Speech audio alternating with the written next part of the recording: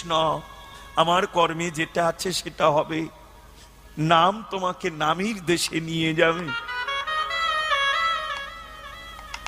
হরে কৃষ্ণ হরি বল, নামকে দোষ দিও না।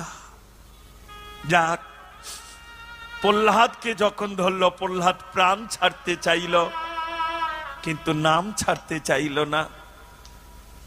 আমরা অনেকে জানি ভগবানের 10 অবতার, কিন্তু কোন কোন গ্রন্থে আছে ভগবানের 24টা অবতার। এই প্রহ্লাদ যখন হস্তপদ শৃঙ্খল মানে শেকল দিয়ে বেঁধেছিলেন, উচ্চ শিহর পর্বতের উপর থেকে যখন সাগরে নিক্ষেপ করলেন, নিচে পদ্ম ফুলের বিছানা হয়ে গোবিন্দ রয়েছেন।